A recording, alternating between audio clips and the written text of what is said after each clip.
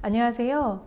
우리가 지난 차시에는 지역사회, 공동체, 지역교육 공동체, 그리고 지역교육 공동체를 구축하기 위한 네트워크의 관점에 대해서 좀 이야기 나누었었는데요. 이번 시간에는 네트워크에 대한 이론적인 부분들 살짝 다루고 그 이후에 교육지원청과 학교에서 네트워크와 관련된 운영 사례를 말씀드리는 걸로 정리하도록 하겠습니다. 일단 네트워크는 무엇인가? 교육복지 네트워크에 대한 개념입니다. 네트워크에 대한 개념에 대한 이론들은 상당히 많이 있는데요. 많은 자료들을 검토해 본 결과 좀 교육복지 네트워크에 대해선 다음과 같이 정의를 내려보았습니다. 학교와 지역사회 기관 간의 상호 신뢰를 바탕으로 학생의 교육적 필요 해소와 교육적 성장을 지원하기 위해 공식적, 비공식적인 협력으로 자원 등을 공유하는 시스템으로 교육복지 네트워크를 개념화해 보았습니다. 그래서 교육복지 네트워크의 의미는 우리가 전 시간에는 학생들 중심으로 사회적 자본을 확대하는 일이며 그 사회적 자본은 학생 중심의 어떤 인정과 관계가 살아날 수 있도록 돕는 일이다 라고 말씀드렸습니다. 근데 조금 더 학술적인 용어로 좀 풀어보자면 첫 번째로 지역사회 자원을 교육 자원화할 수 있는 의미가 있고요. 두 번째로 사업의 효과성을 극대화할 수 있는 의미가 있습니다. 어떤 기관 간의 어떤 중복된 부분이나 부족한 부분들을 조정할 수 있으니까요. 사업의 효과성이 극대화될 수밖에 없겠죠. 그 세 번째는 지역사회의 교육복지 역량을 강화하는 그런 의미를 지니고 있습니다. 네트워크를 구축하기 위한 전제 요건으로서 성공 요인과 방해 요인에 대한 부분은 한번 읽어보시고요. 네트워크 구축을 위한 원리가 있는데 총 6가지가 있습니다. 첫 번째는 자발성의 원리입니다. 기본적으로 네트워크에 참여하는 사람들은 자발적으로 참여를 했다라는 것을 전제로 합니다. 만약에 비자발적으로 네트워크에 참여하게 됐다면 형식주의적으로 네트워크가 운영이 될 확률이 높습니다. 두 번째는 민주성의 원칙입니다. 기관 간에는 상호 동등하고 수평적인 관계에서 의사소통이 되어져야 한다라는 원리입니다. 세 번째는 포괄성의 원리입니다. 그러니까 아동 청소년만 의한 비슷한 기관들만 모인 네트워크가 아니라 아동 청소년을 지원하는 관련 기관들이 포괄적으로 다 포함이 되어야 한다라는 원리입니다. 네 번째는 책임성의 원리입니다. 그러니까 민주성의 원리에 의해서 모든 기관들이 수평적으로 참여하고 있긴 하지만 이 네트워크를 책임을 지고 주관을 해서 좀 이끌어가야 되는 그 기관들을 좀 선정을 해야 한다. 그리고 모든 기관들은 그런 책임을 가지고 참여해야 된다라는 원리입니다. 다섯 번째는 실용성의 원리입니다. 실용성의 원리는 네트워크가 실질적으로 운영되기 위해서는 실무자 중심으로 이게 가동이 될 필요가 있겠다라는 원리인데요. 그럼에도 불구하고 기관장이 이 네트워크에 대해서 이해를 하고 어떤 좀 지원을 해주는 그런 부분도 중요 필수적인 요소라고 할 수 있겠습니다. 여섯 번째는 다양성의 원리입니다. 네트워크가 이제 지역을 중심으로 모여 있기 때문에 그 네트워크에서 운영이 되는 모습과 주제와 내용들은 상당히 지역별로 상이하고 다양할 수밖에 없습니다. 이제 그거에 대한 원리라고 보시면 되겠습니다. 네, 다음으로는 네트워크의 유형입니다. 네트워크의 형태는 강하게 연결될 수도 있고 약하게 연결될 수도 있습니다. 제가 보기에 맨 왼쪽에 있는데요. 중앙 집중형 네트워킹의 그 유형의 표를 한번 보시면 중앙 집중의 그 어떤 리더자 아니면 또 기관이 있는 것으로 볼 수 있는데요. 물론 좀 더 강력하게 운영이 될 수 있고 효율적으로 운영이 될 수는 있겠지만 정보의 흐름이 한 곳으로만 밀집되어져 되다 보니 효율성과 어떤 좀 경직된 네트워킹 운영이 될 수 있겠다라고 볼 수 있습니다. 그리고 그 반대편에 있는 탈중심형 네트워킹을 보시면은요, 그 네트워킹을 구성하고 있는 인자들이 아주 긴밀하게 연결되어져 있는 걸 볼 수 있습니다. 그래서 뭔가 조금 더 민주적으로 보이긴 하지만 의사소통의 흐름이 너무 긴밀하다 보니 자칫하면 이제 과부하를 가지고 올 수 있는 네트워킹의 유형입니다. 가운데 분산형 네트워킹의 모습을 보시면은요, 연결된 지점들도 중심적으로 연결된 지점들도 상이하게 있으면서 떨어져 있는 그 네트워킹 그 인자들도 있죠. 이러한 유형이 조금 더 좀 조화와 균형을 이루면서 좀 네트워킹을 이루고 있는 모습이 아닌가, 저는 개인적으로 좀 그런 생각을 해보았습니다. 다음으로 네트워크 전개 과정에 대한 말씀입니다. 사회복지 서비스와 공공학교 연계 과정에 대해서 프랭킨과 스트리터라는 분께서 다음과 같이 이제 도식화해 주셨는데요. 그러니까 먼저 비공식적인 관계가 형성이 된다. 그 이후에 학교와 지역기관에서 서비스들이 좀 조정이 되는 단계를 거치고, 그 다음에는 동반자 관계, 파트너십이 형성이 되고, 그 이후에 협력 과정을 통해서 뭔가 공동사업을 기획을 하고 공동사업을 운영하는 과정을 거치며 통합의 방향으로 나아간다. 그래서 학교 사회복지 서비스와 학교 간의 연계 과정이 일상적으로 이루어진다라는 개념으로 개념화하였습니다. 하지만 실질적으로 네트워크의 성질과 목적에 따라 중간 단계에 머무를 수도 있고요. 뭐 파트너십 단계에 머무를 수 있는 네트워킹도 있고, 조정 단계에 머무를 수 있는 네트워킹도 있겠습니다. 그리고 어떤 네트워킹은 소멸되는 것이 또 자연스러운 네트워킹도 있을 수 있습니다. 그래서 네트워크의 어떤 전개 과정은 초기 생성 이후에 지역 네트워크에 참여하는 구성원들의 그 몫이지 않을까, 네, 그런 생각을 해보았습니다. 다음으로 네트워크 구축은 어떻게 해야 되나, 이거에 대한 내용인데요. 먼저 네트워크 관련된 정보 수집을 하게 됩니다. 학교나 기관 내부의 자료들을 검토를 하고요. 학교 밖에 어떤 자료들을 검토합니다. 뭐 지역 현황, 욕구, 자원 분석 등을 하고요. 그리고 네트워크 구축과 관련된 방법들을 기획을 하게 되는데요. 여기서 중요한 거는 사업계획서에 네트워크를 공식화하는 것들이 중요하다라고 보여집니다. 그렇다면 공식화하게 될 때, 사업계획서를 구성을 하게 될 때 어떤 게 필요한지 4가지 측면에서 볼 수 있는데요. 일단 네트워크의 운영 구조를 어떤 기관장의 구조로 할 것인가, 실무자로 구성할 것인가, 아니면 동시에 이원화해서 동시에 운영할 것인가 라는 것들을 좀 이원화할 필요가 있겠습니다. 그래서 기관장 협의회는 네트워크의 어떤 장을 연다 라는 개념으로 이해하시면 되겠고, 실무자 협의회는 네트워크의 어떤 질을 결정한다 라고 보시면 되겠습니다. 그래서 구성원은요, 네트워크에 참여하는 각 기관들이 포괄성의 원칙과 이제 맞물려지는 내용인데요. 다양한 분야의 기관들이 참여해야 된다. 그래서 구성원들을 어떻게 구성할 것인가 라는 부분도 고려해야 되고요. 그리고 주체에 대한 부분입니다.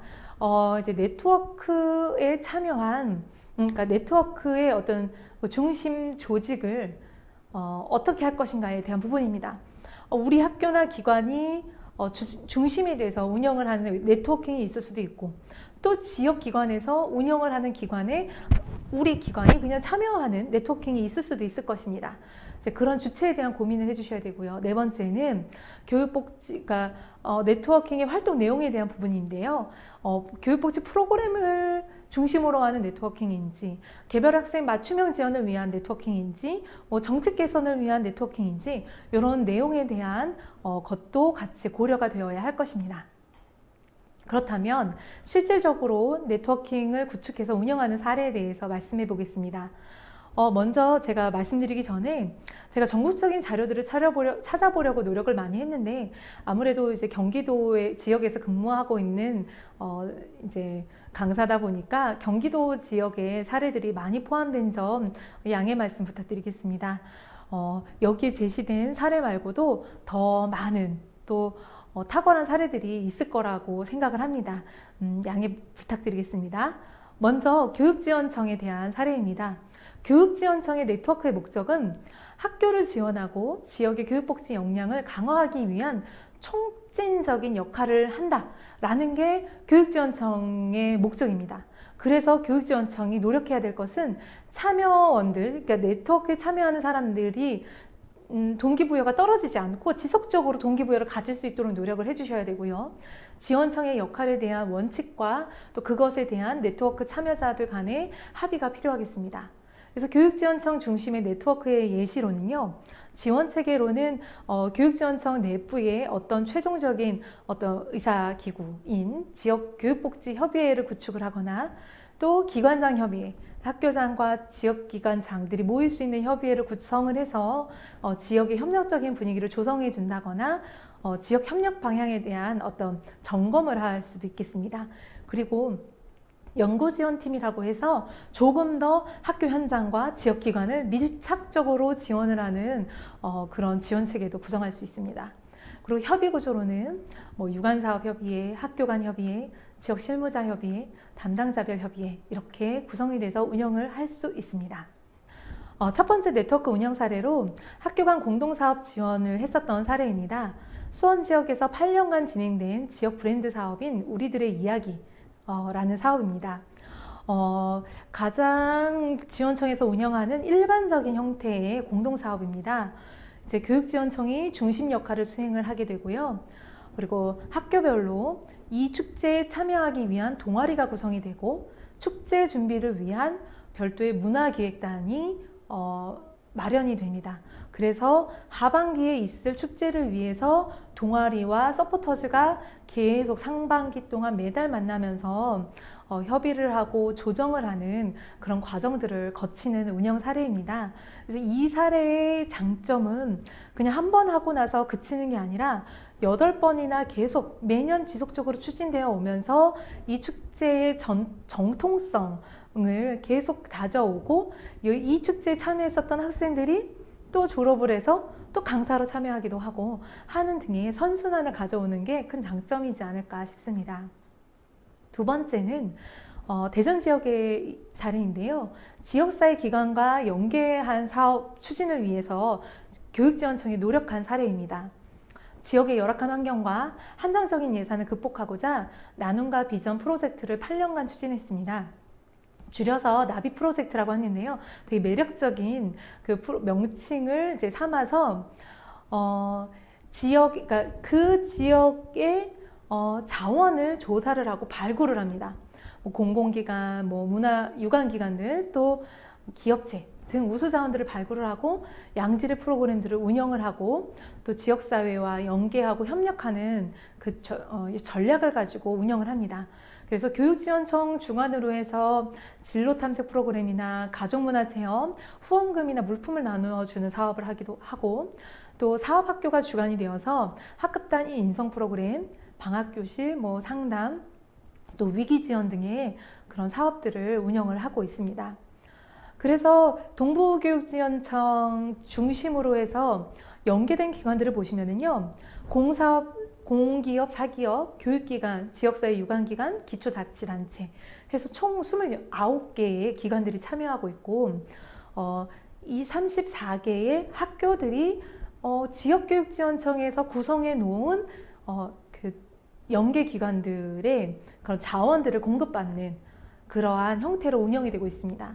그래서 2017년도에는 총 1억 원이 넘는 어떤 그 지원을 받았다고 합니다. 그래서 교육지원청에서는 그냥 단타성으로 이루어지는 어떤 기관들을 연계할 수도 있지만 이렇게 전략적으로 지역 기관들을 도와줄 수 있는 기관들을 포괄하면서 운영을 한 것이 좀 우수하지 않았나 그런 생각을 해보았습니다. 세 번째는 고향 지역의 사례인데요. 학교 사례관리 활동을 지원한 사례입니다. 학교 사례관리 지원을 위해서 사례회의를 하거나 교육복지사 역량 강화 등을 하는 것은 되게 일반적인 형태로 운영이 되고 있죠. 근데 고향 지역에서의 그 문제의식은 어떤 거였냐면 고향 지역에는 총 160개의 학교가 있는데 교육복지를 운영을 하는 학교는 22개로 지역의 그 저소득층 학생들을 촘촘하게 지원하기에는 한계가 있다라는 것에 좀 착안을 하였습니다. 그래서 교육청이 중심이 돼서 고양시청, 지역사회 보장협의체와 협의를 해서 의뢰 양식을 통일시키고 의뢰 체계들을 정비를 하였습니다. 그래서 보시는 바와 같이 위기 학생 발굴 시 지자체 연계 지원 안내라는 공문을 160개 학교의 모든 학교에 보내게 되었고, 그래서 희망하는 학교에서는 연수도 지원을 해주고 또 그 학교에서 의뢰를 하는 교육취약 학생에 대한 사례 관리를 담임 선생님과 함께 지역기관과 사후 관리를 할 수 있도록 교육지원청이 나서서 좀 지원을 하고 있는 그런 사례입니다. 자, 다음으로는 학교 운영 사례입니다. 아무래도 학교라는 현장은 교육복지실을 매개로 해서 네트워크가 이루어지는 공간이고요. 또 네트워크를 실질적으로 수행을 하는 일선 기관이다 보니까 학교 단위 사업을 통해서 공식화를 하고 또 그 결과들을 좀 지속적으로 입증을 하는 부분들이 좀 필요해 보입니다. 그래서 학교 중심으로 네트워크를 좀 구축할 수 있는 예시로는 다음과 같이 교육복지위원회, 그러니까 학교 내부 안에서 좀 이루어지는 좀 의사를 좀 결정하는 기구로서 위원회가 있고, 또 학교장과 지역사회 기관장들로 구성이 된 기관장 협의회도 학교 중심으로도 꾸려볼 수 있겠습니다.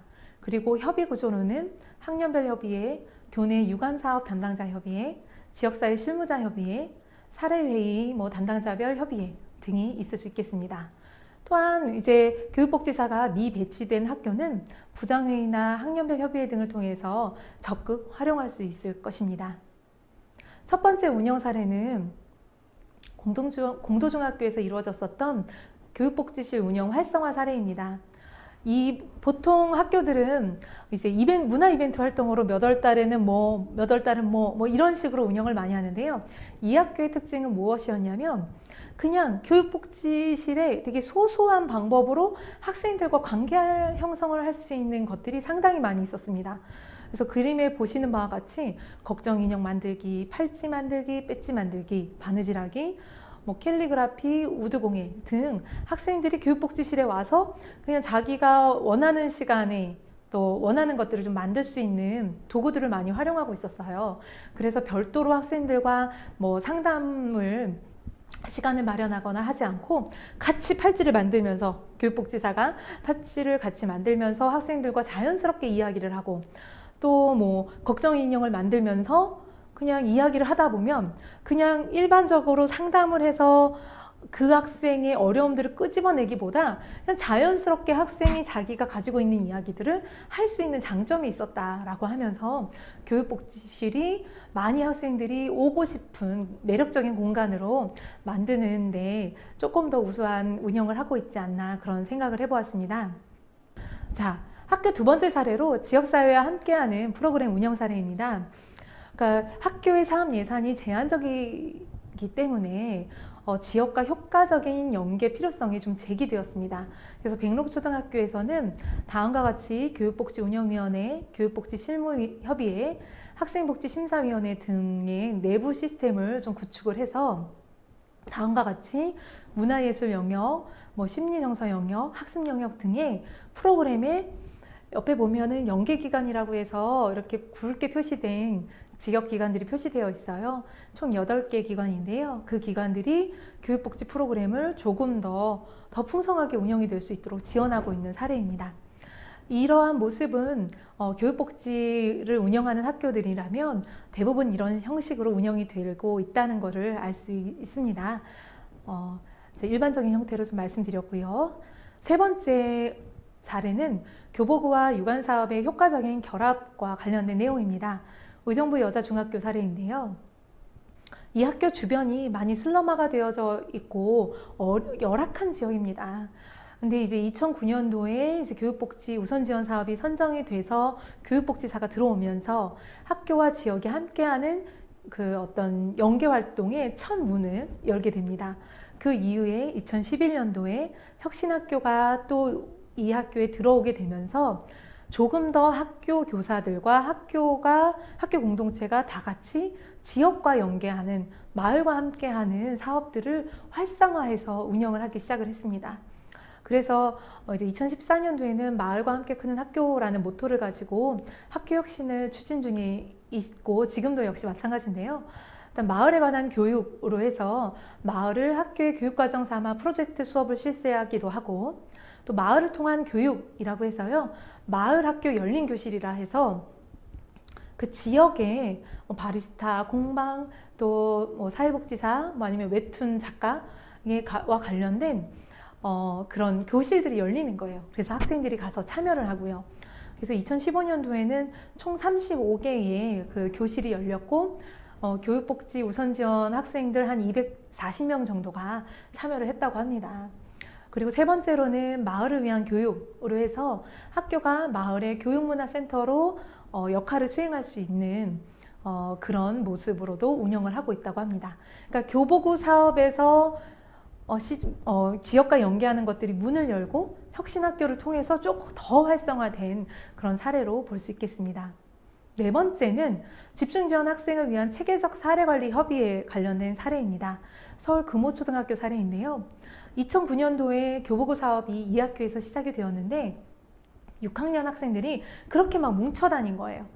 근데 이것들을 좀 강점으로 보자 라고 교사들이 이야기하기 시작하면서 그렇다면 이 아이들의 에너지를 발산을 하는데 좀 써보자 하면서 난타 동아리 프로젝트를 구성을 하고 이거와 관련된 지원을 할 수 있는 지역기관들을 물색을 한 거예요. 그러면서 이 난타 동아리에 참여하게 된 학생들이 자기의 재능을 발견하기도 하면서 학생의 문제 행동들이 개선이 되기 시작했습니다. 그러면서 이렇게 학생들이 변화되는 것을 보면서 학교 관계자들이 지역과 함께 협업을 했을 때 이렇게 동시다발적으로 빠른 지원이 되고 더 효과가 크구나 라는 것들을 인식하게 되면서 2012년도부터 이 학교에서는 동학년 협의회에서 발굴된 학생을 4개로 범주화해서 논의 체계를 마련했다고 합니다. 그래서 심리 지원 아동, 학습 부진 아동, 경계석급, 지능으로 의심되는 아동, 복합적인 문제를 가진 아동으로 나누어서 논의를 하고 체계적으로 지원할 수 있는 방안을 이제 모색을 하고 지원을 하고 있다고 합니다. 네, 이상과 같이 네트워크 운영 사례 검토를 통해서 본 교육복지 네트워크의 특징이 좀 있었는데요. 첫 번째는 교육복지 네트워크는 교내외 협의회가 상호작용하면서 동시다발적으로 이루어지고 있다라는 걸 볼 수 있었고, 두 번째는 네트워크는 당해년도의 이슈와 구성원들의 역동, 학생의 상황에 따라 달라져서 지속적인 협의 과정을 통한 조정 과정이 반드시 필요하다. 그래서 작년에 네트워크가 잘 되었다 하더라 해서 올해 반드시 잘 이루어진다라고 볼 수가 없거든요. 담당자가 바뀌고 또 예산 상황이 달라지기 때문에요. 그래서 끊임없이 좀 조정 과정이 필요하구나라는 걸 볼 수 있었고요. 세 번째는 네트워크 참여자의 역량 강화를 위한 어떤 연수, 워크숍 등으로 동기부여를 할 수 있도록 지속적으로는 노력할 필요가 있다라는 거. 네 번째로 교육복지 네트워크와 프로그램과 사례 관리는 상호 간에 영향을 주고받고 있다. 한 방향으로 흐르고 있다는 걸 알 수 있었습니다. 네트워크 따로, 프로그램 따로, 사례관리 따로 이게 아니라 네트워크를 통해서 프로그램도 발굴이 되고 프로그램에 참여한 학생을 통해서 사례관리 학생이 발굴이 되면 또 집중적으로 또 지원이 되고 또 그 학생을 지원하기 위해서 네트워크가 이루어지고 이렇게 상호 간에 연관이 되어져 있구나라는 것들을 좀 알 수 있었습니다. 네. 여기 그림을 보시면은요, 3명의 남자가 하늘을 향해서 이렇게 손가락질을 하고 있는 걸 볼 수 있어요. 그랬더니 옆에 있는 사람들도 저게 뭐야 하면서 다 같이 이렇게 보고 있는 사진인데요. 이거는 이제 상황의 힘이라는 심리 실험입니다. 그래서 뜻을 함께하는 사람이 적어도 3명이 있으면 상황을 바꿀 수 있다라는 내용입니다. 그래서 우리가 지역사회라는 참사리 공간에서 네트워크를 통해서 인정과 관계가 살아나서 우리 아이들을 위한 참교육이 이루어질 수 있도록 우리 뜻을 함께하는 3명, 적어도 3명을 꼭 만들어서 지역교육 공동체에 함께 실현할 수 있으면 좋겠습니다. 이상으로 강의를 마치도록 하겠습니다. 경청해 주셔서 감사합니다.